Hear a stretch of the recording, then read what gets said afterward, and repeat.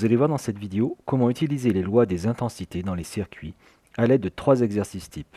La rédaction telle qu'elle est présentée est obligatoire.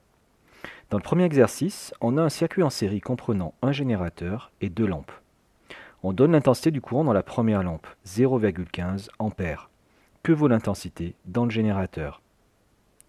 Pour répondre, il faut connaître la loi qui s'applique. Dans un circuit en série, c'est la loi d'unicité et la réponse sera donc: d'après la loi d'unicité dans un circuit en série, toutes les intensités sont égales. On a donc Ig égale IL1 égale IL2 égale 0,15 A. L'intensité dans le générateur vaut 0,15 A. Dans le deuxième exercice, on a toujours un générateur et 2 lampes, mais cette fois-ci en dérivation. On donne l'intensité dans la première lampe, 100 mA, et l'intensité dans la deuxième, 0,3 A. Déterminer l'intensité dans le générateur. Pour répondre, on applique cette fois-ci la loi d'additivité. L'intensité du courant dans le générateur est égale à la somme des autres. Pour rédiger, on commence par écrire les valeurs de l'énoncé. IL1 égale 100 mA et IL2 égale 0,3 A. Cette étape est très importante et va nous permettre de vérifier les unités qui doivent être identiques. Ce n'est pas le cas ici et il faut tout mettre en milliampères ou tout en ampères. On va voir les deux versions en parallèle. Pour passer des ampères en milliampères, on multiplie par 1000. Dans l'autre sens, on divise par 1000. On écrit ensuite le nom de la loi, puis son écriture mathématique. On remplace ensuite les lettres par les nombres correspondants, on fait ensuite le calcul et on écrit la réponse. On termine par une phrase réponse. Les deux résultats sont bien sûr équivalents. Pour comprendre l'esprit de cet exercice, c'est un peu comme si on vous dit qu'un serveur a posé 100 assiettes sur une table et 300 sur une autre, et que l'on vous demande combien il y en avait au départ. Il est évident que la réponse est 400. Le troisième exercice est quasiment le même. Le générateur et les 2 lampes sont toujours en dérivation. Mais on donne cette fois-ci l'intensité dans le générateur, 0,5 A, et celle dans la deuxième lampe, 150 mA. On écrit les valeurs.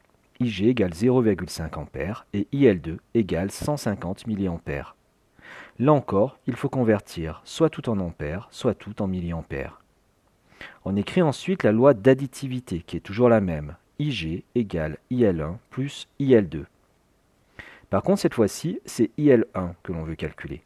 On va donc faire Ig moins IL2 égale IL1. La petite astuce à connaître est simplement de déplacer IL2 pour que l'intensité que l'on veut calculer, IL1, soit toute seule.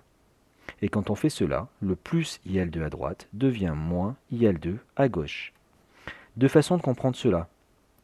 D'abord, avec un exemple numérique. Si j'écris 4 égale 1 plus 3, j'ai bien aussi 4 moins 3 égale 1. J'ai déplacé le 3 à gauche, du égal, et pour que l'égalité reste valable, il faut que le plus 3 devienne moins 3. Deuxième façon, avec les assiettes. Si je dis que le serveur avait 4 assiettes et qu'il en a posé 3 sur une table, il ne lui en reste plus qu'une à poser sur la deuxième table. J'ai bien fait la différence, 4 moins 3.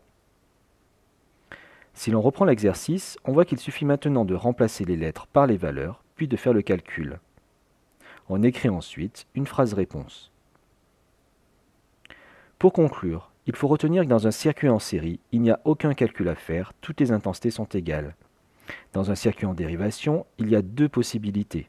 Si l'on veut déterminer l'intensité du courant dans le générateur, on fait une somme. Si l'on veut déterminer une intensité autre que celle du courant dans le générateur, on fait une différence.